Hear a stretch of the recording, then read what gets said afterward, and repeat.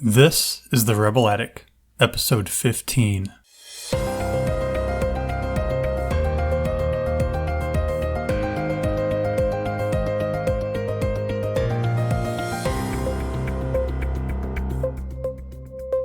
Welcome back to The Rebel Attic.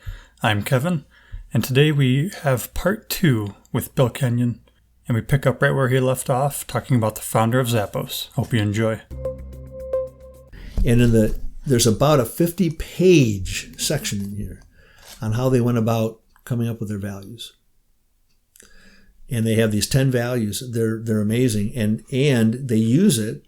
The main thing, the most important part of this is they use it for hiring and firing. You know, if they're hiring somebody and they have a sense that that person doesn't fit into their 10 values, they don't get hired. And what the other thing they do, this is kind of interesting. After a person has been with the organization, I think it's either 60 or 90 days, they offer them $2,000 to leave the organization. Wow. Because they know that it's a two-way street. You know, and that employee, they ask that employee, look at those values and make sure that you can live by those values and work by those values. Because if you can't, you don't belong here, but we'll help you find something else by giving you $2,000. That's pretty amazing, right? Yeah. And I love, deliver wow through service. Great. Embrace and drive change. Create fun and a little weirdness. That's pretty good. Be adventurous, creative, and open-minded. Pursue growth and learning. Man, I would have that as a value at any organization I was a part of. Build open and honest relationships with communication. There's the C word again, communication. Yeah. Build a positive team and family spirit. One of the speakers that's going to speak on October 6th is a woman by the name of Kendra Scott. She took $500 back in 2001 to create an LLC to sell low-cost jewelry that she designed. The estimated value of the Kendra Scott company now is $1 billion. But one of her main points is we created a positive team and family spirit. She treats her people like family. It was a very small group at first, but she's tried to make sure that everybody, they now have 3,000 employees. She tries to make sure all the leaders understand that if somebody needs something extra, we're going to figure out a way, we're going to figure out a way to let them, her good example of it, when they were very small, she had a woman that worked for her that needed an extra month of maternity leave. She just gave it to her with pay. No questions asked. She says, we treat people like family here. And, so create a positive team and family spirit. Do more with less. Just, economics, right? Be passionate and determined, and then finally be humble. Those are their 10 principles. But they engaged the employees in crafting those values. They had a much lengthier list. The initial list was 37 items. And they shared that with the team and got feedback on them, and then came up with the top 10. Whittle it down. Yeah. And it's a great book about that specifically. So anyhow, an organization needs to have vision and values, I think, are really important.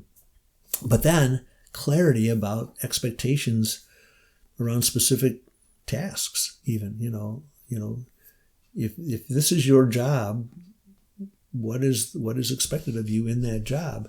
Now, you might get it, we always joked at hospice, we had every job description had and other duties as assigned, right? Sure.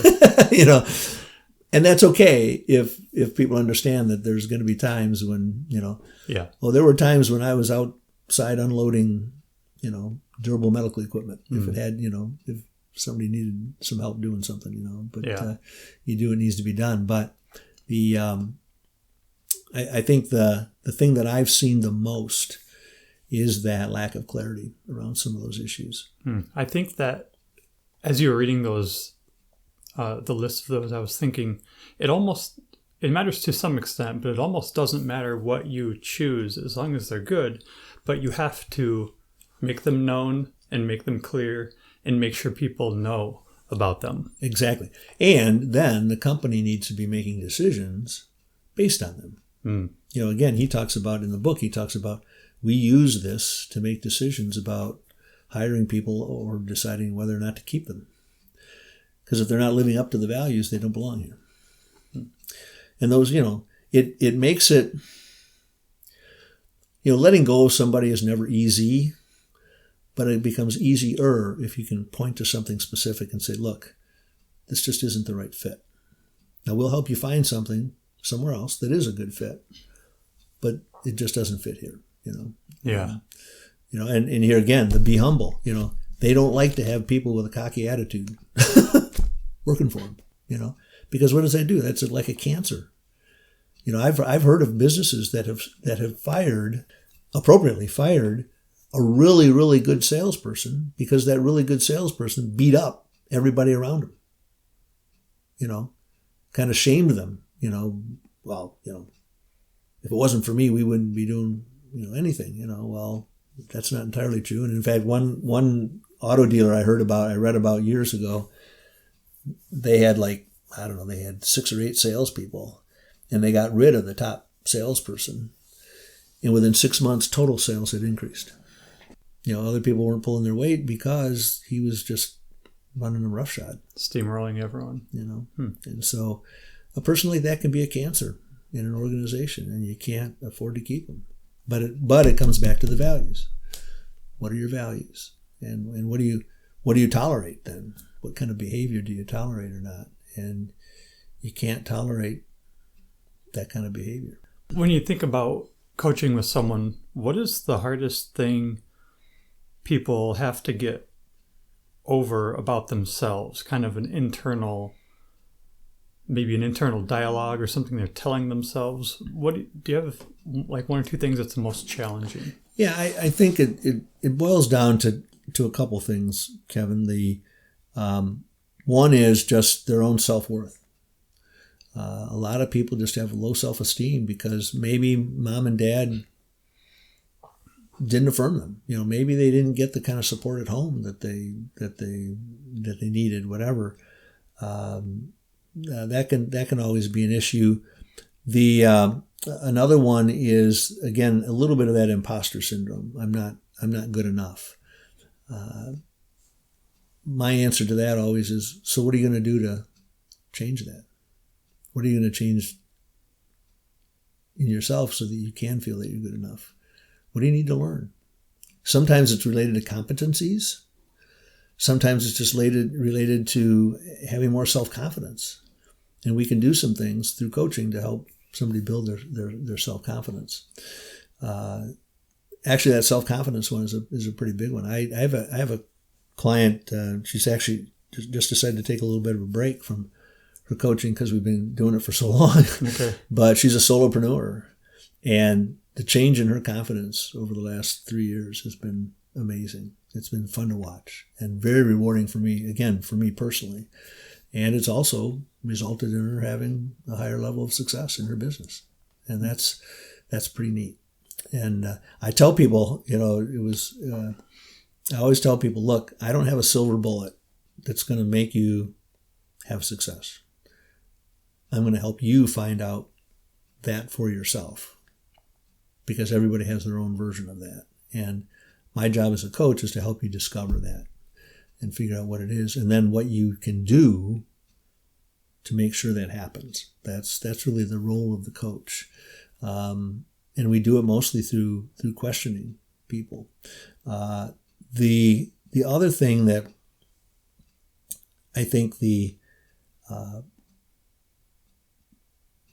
people are challenged with, that kind of goes along with self-confidence, is feeling comfortable sharing with others what they know. And one way we do this is to encourage them to do some public speaking. That may sound like a strange thing, but the same principles apply in public speaking as well as small group discussion and one-on-one communication. And if you can have a conversation with somebody, you can be a public speaker. It's that simple. And the problem is, one of the things that happens with us when we're fearful of public speaking is, what we're really doing is we're thinking about what are people thinking about us. Yeah. And what we need to do is not focus on ourselves so much as focus on the message. If we focus on what the message is and we practice the best way to become a better public speaker is to practice. Make sure you know your message. Now, that doesn't mean you're going to, one of the worst things you can do is memorize a speech and read it or recite it from memory, because it doesn't come across in a conversational tone. You've seen John Maxwell speak. John talks. I bet I've heard him give a couple of his talks 5 or 6 times. And it varies slightly from one moment to the next, but that's because he knows the content. So he's able to make it very conversational.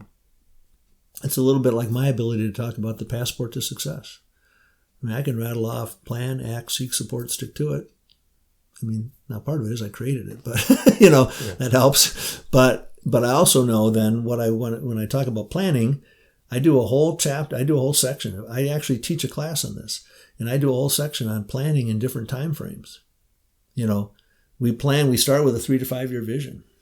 And then we say, okay, if we're thinking 3 to 5 years, what do we need to do in year 1 to move ourselves to that 3rd or 5th year?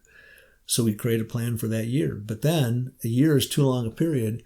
If you have a goal of selling 120 widgets in a year, that's 10 per month.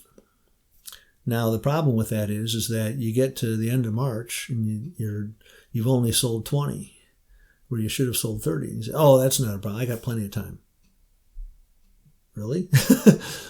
What if you took the 120 and broke it down into 30 per quarter? And we said, okay, we're going to have a 12-week year. And there's a book by that title, by the way. 12-week year. And we're going to treat each week as if it's a month. And we better be hitting our target for that week. That if you're trying to sell 10 widgets in a month, you need to be selling 2.5 per week or 3 per week. And guess what? If you sell 3 per week, you're ahead of your goal. Bingo. And what that does is it keeps a sense of urgency out there constantly. If you focus on just the year, it's too long. You don't have that sense of urgency. So you start out the year and you say, we didn't get that many customers because the weather was crappy and blah, blah. One excuse after another. Mm-hmm. No, we don't take excuses. There are ways to be in touch with people when there's snow on the ground, and so little things like that. So then I encourage people to break it down into quarterly goals, but then even in the quarterly, then you got to say, okay, so what am I going to do this week to move myself toward the quarterly goal, the 12 or 13 weeks of the quarter, and then of course the week you got to look at, okay, so what's today going to be? What are the most important? And John Maxwell says, your success is determined by your daily agenda. But it can all flow from a 3 to 5 year vision that ends up being an annual plan that ends up being 12-week or 13-week goals. And then I use this thing called the Full Focus Planner, which happens to be, I get a new one every quarter. It works out perfectly for that. It ties really well into that philosophy. And then I try to plan. This actually has a weekly preview where you plan your week, but then I also do the daily planning, preferably the night before the next day. And there, it's still a challenge. There's still a ton of stuff to be done, and many times it doesn't feel like there's enough time to do it. But if I stick my nose to the grindstone, I can get more done than I imagine. It's amazing what we can do. And there are tips and techniques to that too. There are, people talk about the Pomodoro effect where you do a 25-minute nose to the grindstone session, then take a 5-minute break. 25 minutes to the grindstone, 5-minute break. Just repeatedly do that. Some people find that that's helpful. Most of what I've read suggests that human beings can really only concentrate. The ideal concentration time is only about 45 minutes. Much beyond that, and you're just not taking stuff in. When I read quite a bit, but I don't read for much more than a half an hour at a time because it's just I'm going to lose it. I'm not going to remember it. These speakers that speak at Live to Lead, they only speak about 35 minutes. They get a lot of content in 35 minutes. So a lot of it just has to do with, the other challenge that people have is that whole time management issue. And the challenge is you can't manage time. You get the same amount no matter what. And, a lot of people say, well, I'll save time. No, you don't save time like you save money. If you save money, you've put some aside for later. You can't do that with time. You can't put more time. What you have to do is effectively use the time you have in the moment. And people are challenged with that. But it can be done. And there are a lot of teaching out there to help with that. And I have some clients that I've helped with the coaching on that very thing.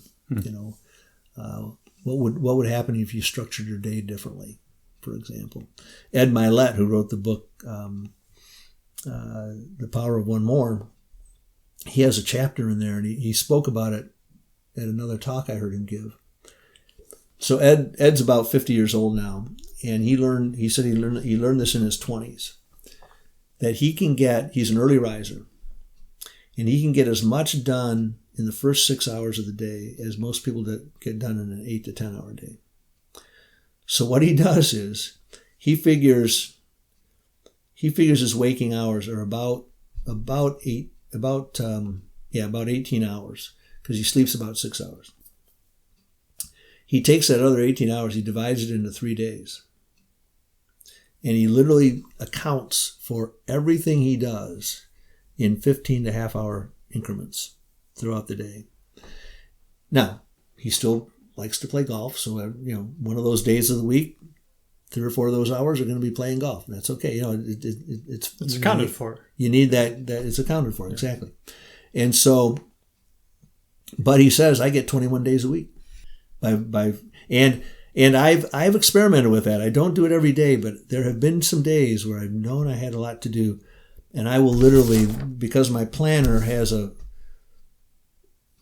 the left-hand page is the calendar and then a place to list your tasks, but the facing page is a blank page.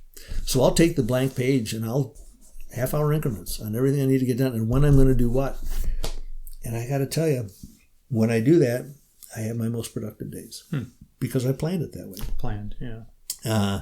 Now, I don't do it every day. I haven't decided why.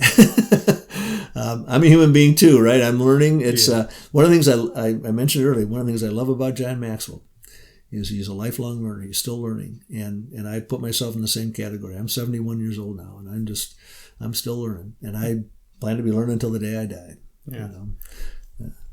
One of the things that struck me about what you were saying about doing your coaching with people is my wife and I watch a show called Alone. Mm-hmm. That's where they drop someone alone off in the middle of the woods with only a few supplies. Mm-hmm. And they say, last as long as you can. You might win a lot of money, but you can call us to pull you out if you need to. And people, it's amazing how short of a time people can last on their own, genuinely alone. Yeah. And I'm thinking that's applicable to when you're talking with someone, when you're working with someone. If someone is trying to do it alone, there's just so much that they can't see out of themselves, or it takes another person to pull stuff out sometimes. I think that's the value of people like you who do what you do, is because someone might know that they have it in them, but they just don't know how to get it out, or what that even looks like. Yep, and I think it's a great point. And one of John Maxwell's catch sayings is one is too small a number to accomplish anything. Yeah. And now he has 50,000 people that he calls the legs to his legacy.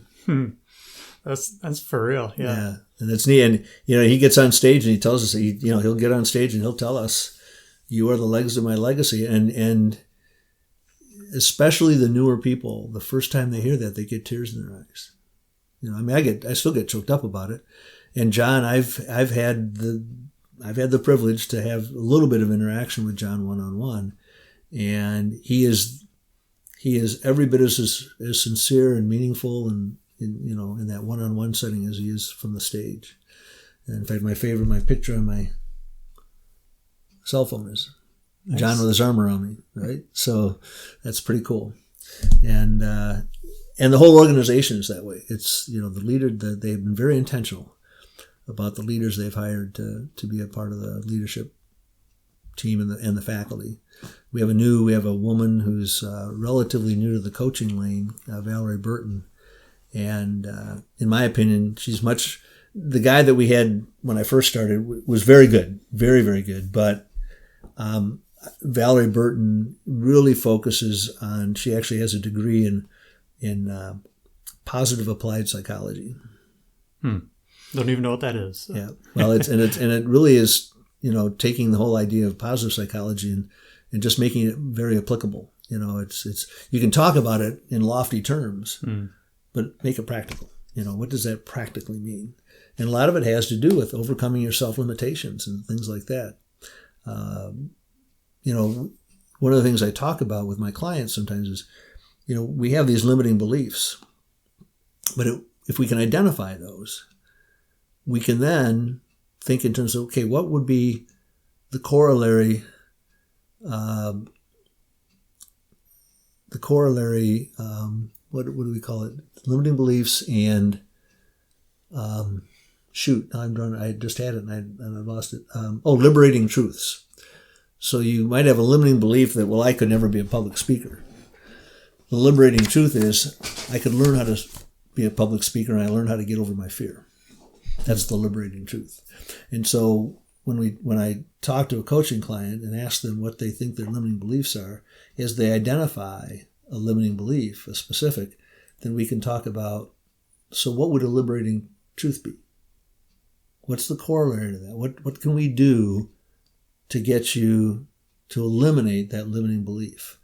And there's usually something that we can do, either in the form of habit creation, habit elimination, change in mindset, whatever it might take to, sometimes a change in mindset is a matter of writing in a journal on a regular basis.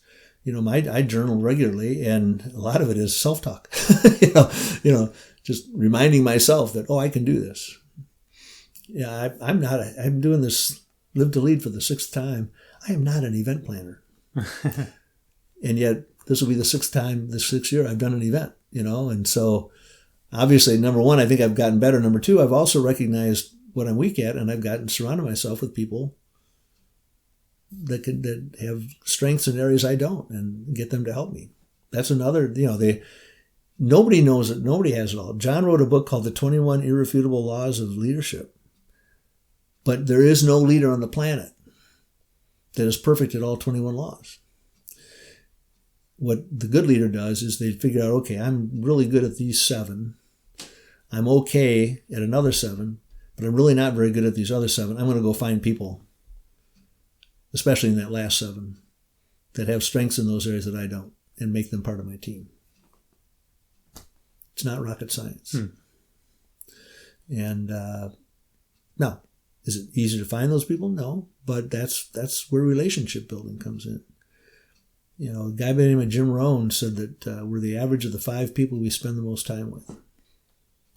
Go find those people. I'm actually building a 5-person list right now. I'm working on it. I got one guy CEO of a bank that I know, and we're going to start meeting once a quarter. Just want to hang out. Just want to share ideas. That's really all it is.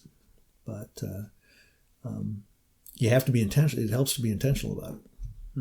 Yeah. Well, nothing happens good. Yeah. John wrote a wonderful book called Intentional Living, and one of his points is good intentions are worthless without action.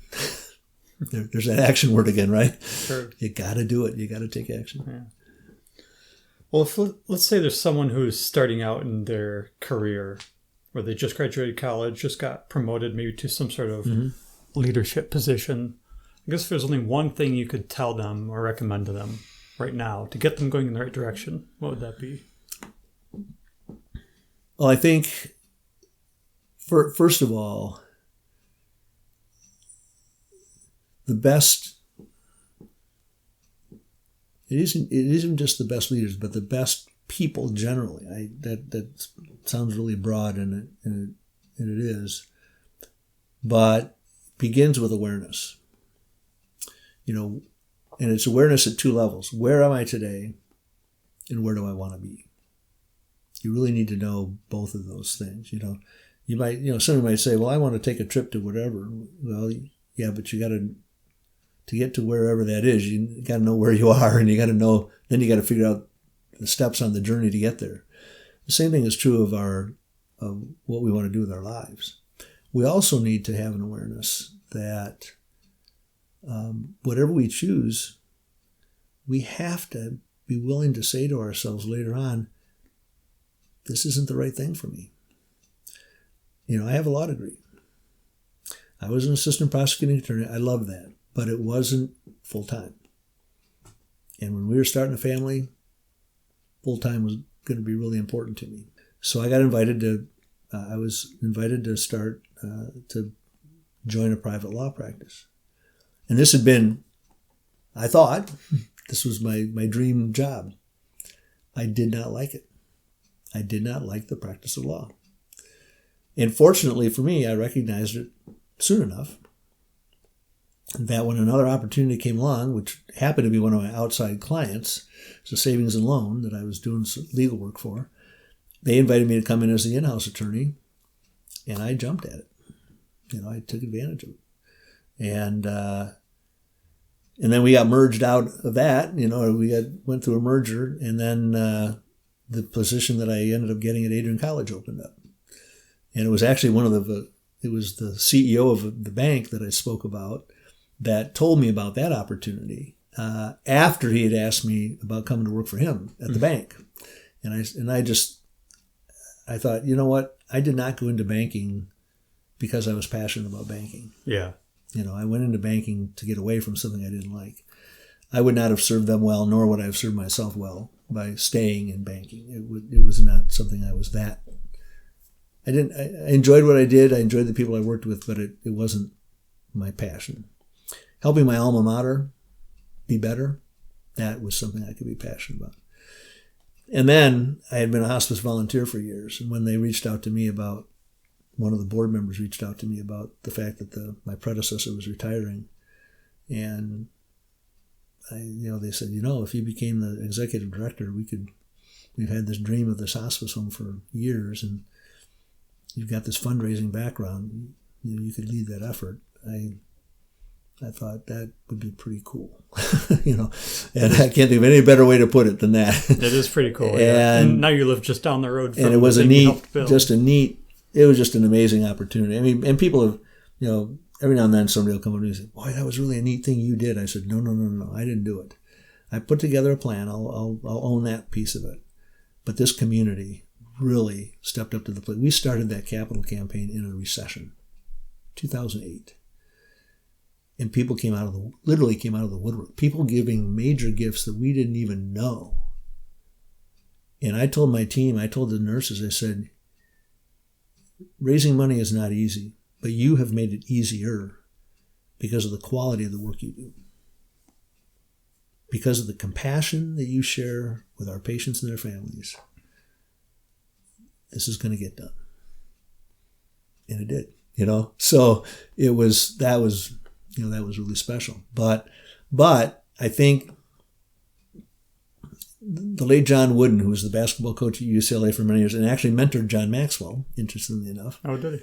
said that when opportunity arrives, the time to prepare is long past. So to a young person, I would say, learn a lot about a lot of things, because you never know what opportunities are going to come along. And you're going to you will come to forks in the road where somebody's going to say, hey, you're doing this and you're doing fine over here, but we have this other opportunity. And you're going to need to make a decision about that. And I've had opportunities that way, and I've said no Well, when we went through our merger, at the time there were 3 local banks: Adrian State, Bank of Lenawee, and United Bank and Trust. All 3 of them reached out to me to come work with them, and I told them all no. Now, part of that discernment was that recognition that it wasn't going to be a good fit, and that's a part of my awareness. And I wasn't perfect at it, but I did in that instance. I turned all 3 of them down, and as it turns out, because the situation at Adrian College opened up, it worked out fine for me. Everywhere along the way, I was reading.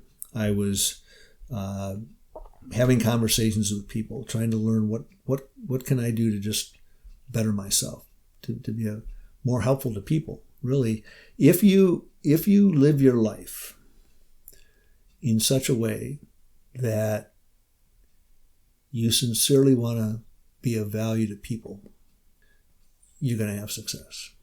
I really believe that. John, our saying that we say at the John Maxwell team is, we are people of value who value people and add value to them.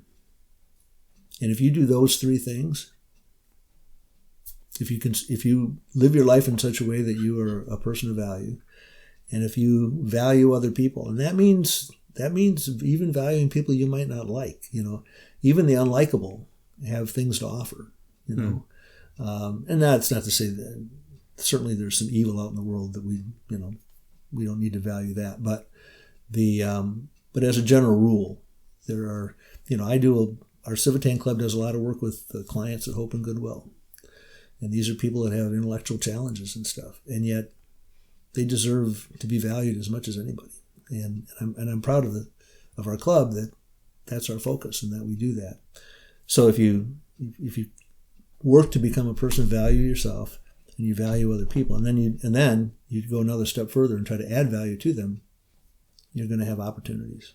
Well, the reason you will is because that is so lacking in the world in general. It is. John Maxwell has said at the last couple of conferences, he just says, "I'm leadership sad." He sees the stuff going on politically, people clashing politically and stuff, not willing to listen. He talks a lot about communication, but we got to remember, God gave us 2 ears and 1 mouth, and we should use them in that proportion. Yeah. And people aren't willing to listen. And that's a part of leadership. One of the things a good leader can do is listen to his or her people. What can we do to help you? What can we do to make this better for you? What can we do to improve your knowledge so that you can do your job better? Little thing, everything from that specific to even asking them, what can we do to, you're on the front line. What are you hearing from our customers? What can we do to serve them better? The bank I worked at, we actually did that. We actually went to the tellers and said, what would help you interact at a better level with your customers? Now, back then it was kind of fun because people got their Social Security payments by check. And on Social Security Day, we had lineups at the teller window, and we had some people, they wanted to talk. They would wait in line longer to get one particular teller because they liked that teller. And then one of the tellers said, "Well, you know what? This is like a social item. We ought to have coffee and donuts for people." How hard is that? Yeah, no kidding. And it's only 1 day a month. Yeah. On Social Security Day, we're going to have coffee and donuts in the lobby for everybody that comes in. And it was a teller's idea that did 2 things. Number 1, it served our customers very well. Number 2, it honored and valued that teller for her willingness to speak up the chain and make an idea, offer an idea. And we took it. You think she felt pretty good about that? Oh, yeah. She felt darn good about that. And so anyhow, but I think in terms of that person graduating college, the other thing I would say to anybody, and this happens not only with people in that situation, but even people who are transitioning. First of all, a part of our philosophy with the Maxwell leadership team is that everybody is a leader. Leadership is influence. Nothing more, nothing less. And you can lead down, of course. You can lead across. You can even lead up. You can suggest things to the people above you.